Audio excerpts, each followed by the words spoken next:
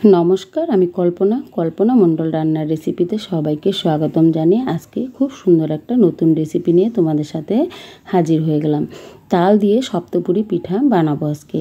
এই রেসিপি বানানো কিন্তু খুব সহজ আর খেতেও কিন্তু অনেক সুস্বাদু। বন্ধুরা, তোমরা যদি নতুন হয়ে থাকো চ্যানেলটা সাবস্ক্রাইব করে দিও আর পুরনো বন্ধুদেরকে আমি অনেক ধন্যবাদ জানাই।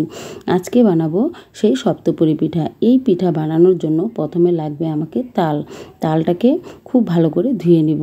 তালের মধ্যে অনেক কিন্তু নোংরা লেগে থাকে, সেটা ধুয়ে নিলে তাহলে কিন্তু তালটার মধ্যে সেই নোংরাগুলো আর থাকবে না। তো এইভাবে তালটাকে খুব ভালো করে ধুয়ে নিব।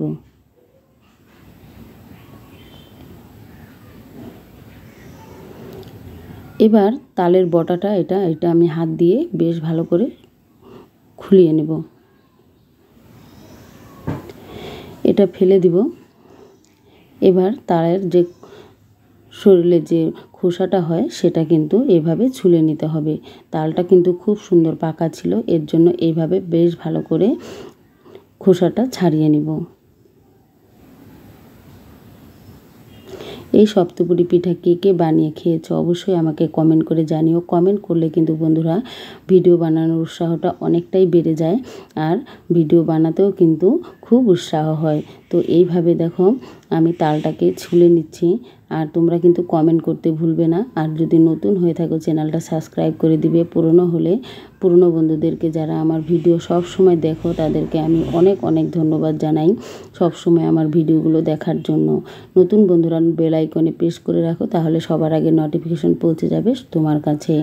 আর কল্পনা মণ্ডল রান্নার রেসিপিতে সবসময় বাঙালি রান্নাবান্নাগুলোই পেয়ে যাবে। হাতের কাছের জিনিস দিয়ে কিন্তু সবসময় রেসিপিগুলো আমি করে থাকি।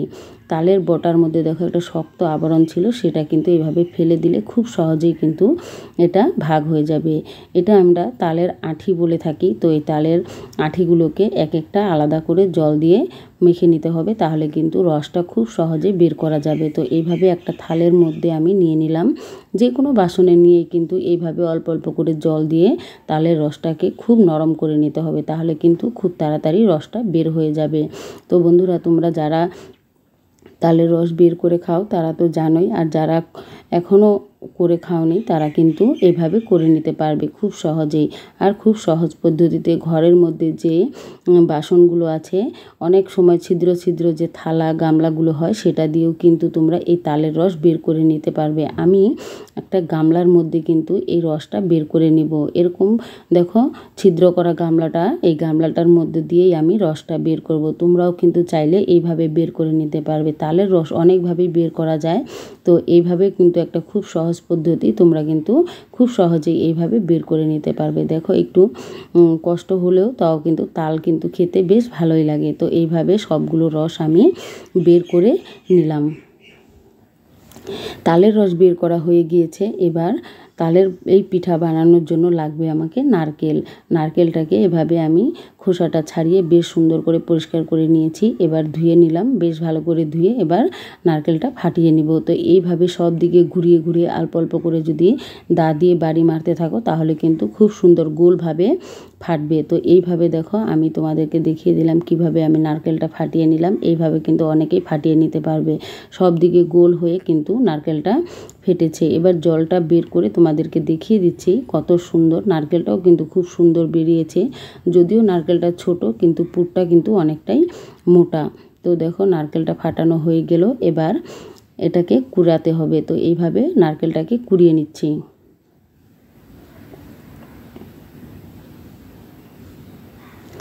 নারকেলটাকে এইভাবে কুড়িয়ে তারপর কিন্তু আমি অন্য প্রসেসে চলে যাব। বন্ধুরা, তোমরা পুরো ভিডিওটা দেখো, তাহলে কিন্তু খুব সহজে শিখে নিতে পারবে। এই সপ্তপুরি পিঠাটা কিন্তু খুবই জনপ্রিয় আর অনেকেই কিন্তু বানিয়ে খায়, খেতেও কিন্তু ভীষণ ভালো লাগে। তো কিভাবে করছি পুরো ভিডিওটা দেখলে কিন্তু খুব সহজেই বানিয়ে নিতে পারবে। নারকেলটা কুড়ানো হয়ে গিয়েছে। দেখো নারকেলটা কুড়ানো হয়ে গিয়েছে। এবার একটা কড়াই বসিয়ে দিলাম। প্রথমে আমি পুরটা রেডি করে নিব। নারকেলগুলো দিয়ে দিলাম। এবার দিয়ে দিব আমি চিনি। একটা ছোট বাটি দিয়ে 1 বাটি চিনি দিয়ে দিলাম। চিনি আর নারকেলটা হালকা ভেজে নিব, তারপর কিন্তু এর মধ্যে দিয়ে দিব দুধ। তো নারকেলটা আর চিনিটা একটু ভেজে নিব। যাতে নারকেল কিন্তু কাঁচা থাকলে একটা কেমন লাগে জানি না, সেটা কিন্তু তোমাদেরকে বোঝাতে পারছি না। এইভাবে নারকেলটা ভেজে নিলে সেই কিন্তু ওই খারাপটা কিন্তু লাগবে না, আর খেতে কিন্তু ভালো লাগবে। তো এইভাবে নারকেলটা ভেজে নেওয়ার পর তারপর দিয়ে দিলাম দুধ। 1 বাটি দুধ এখানে দিয়ে দিলাম। আগে থেকে জাল করে রেখেছিলাম। দুধটা যদি ঘন করে জাল করে রাখো তাহলে পুরটা কিন্তু খেতে অনেকটাই ভালো লাগবে। এইভাবে নেড়ে চেড়ে ভেজে নেওয়ার পর তারপর কিন্তু এখানে দিতে হবে 1 টেবিল স্পুন হলো চালের গুঁড়ো। চালের গুঁড়ো দিলে আঠালো ভাবটা হবে, পুরটা কিন্তু খুব সুন্দর হবে। তো এইভাবে চালের গুঁড়ো দিয়ে বেশ ভালো করে নেড়ে চেড়ে নিতে হবে।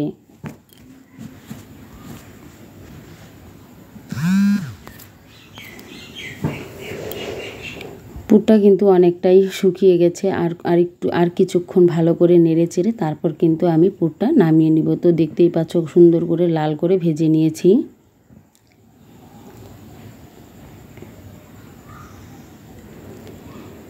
পুরটা কিন্তু আমার রেডি হয়ে গিয়েছে।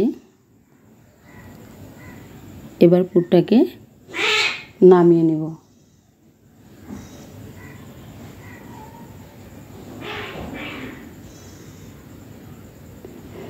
পুরটা কিন্তু রেডি হয়ে গিয়েছে, একটা প্লেটের মধ্যে নামিয়ে নিলাম। এবার আমি এই পিঠা বানানোর জন্য প্রথমে নিয়ে নিলাম 1 বাটি চালের গুঁড়ো।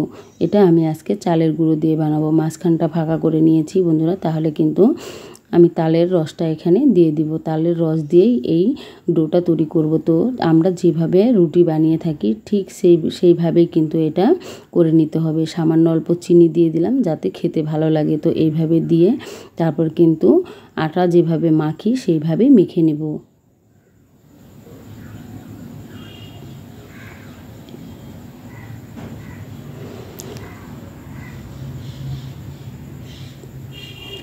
তো এইভাবে সুন্দর করে মেখে নিতে হবে।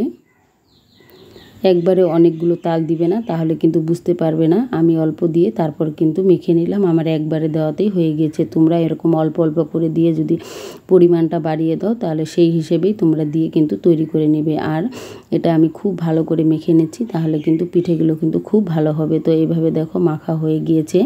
এবার আমি লেচি কেটে নিব। যেহেতু এটা মাখা হয়ে গিয়েছে, লেচিগুলো ছোট ছোট করে কেটে নিচ্ছি।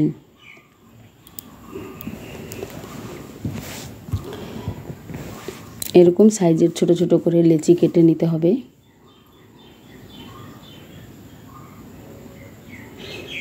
এবার একটা লেচি নিয়ে বেশ সুন্দর করে ময়দা বা চালের গুঁড়ো যেটা দিয়েই হোক সুন্দর করে এরকম করে গোল গোল করে সবগুলোই বানিয়ে নেব। এখানে আমি চালের গুঁড়ো দিয়েই বেলেছি বন্ধুরা। একটুও বেঁকা হলেও কোনো ব্যাপার না, তোমার সেটা কিন্তু যখন ডিজাইন করতে যাবে সেটা কিন্তু সুন্দর হয়ে যাবে। তো এইভাবে দেখো পুরটা ভরে তারপর কিন্তু আমি পিঠার ডিজাইনটা করে নিব। তো কিভাবে ডিজাইনটা করছি অবশ্যই দেখবে, তাহলে কিন্তু খুব সহজে বানিয়ে নিতে পারবে।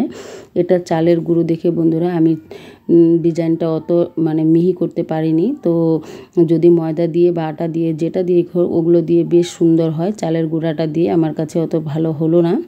তো তোমরা এর থেকে জানিয়ে আরও ভালো করে নিতে পারবে। অবশ্যই ডিজাইনটা তোমরা সুন্দর করে নিও। তো একটা পিঠা দেখো দেখিয়ে দিলাম এইভাবে। তারপর কিন্তু এই পিঠাগুলো এখন তেলে ভেজে নিতে হবে। গ্যাসের ফ্লেমটা লো করে ভাজতে হবে। প্রথমে কিন্তু তেলটা ভালো করে গরম করে তারপর কিন্তু গ্যাসের ফ্লেমটা লো করে দিবে। তাহলে পিঠাগুলো খুব ভালোভাবে ভাজা হবে। বন্ধুরা দেখতেই পাচ্ছ পিঠাগুলো কিন্তু এক পাশটা উল্টিয়ে দিয়েছি, আরেক পাশটাও ভেজে নিচ্ছি। এইভাবে ভেজে নেওয়ার পর কিন্তু তৈরি হয়ে যাবে এই সপ্তপুরি পিঠা। তো অবশ্যই তোমরা দেখতেই পেলে কিভাবে করে নিলাম। আমি আরও একটা ডিজাইন করে দেখিয়ে দিচ্ছি কেমন। ডিজাইনটা কিন্তু অনেকটাই সুন্দর করে, অনেক দিদি বৌদিরা আছে খুব সুন্দর সুন্দর করে ডিজাইন করতে পারে। তো আমি অতটা ভালো করে করতে পারি না। তো যেভাবে পেরেছি বন্ধুরা তোমাদের সাথে সেইভাবে শেয়ার করলাম। তো দেখো এইভাবে ডিজাইনটা কিন্তু খুব সহজেই করে নেওয়া যায়।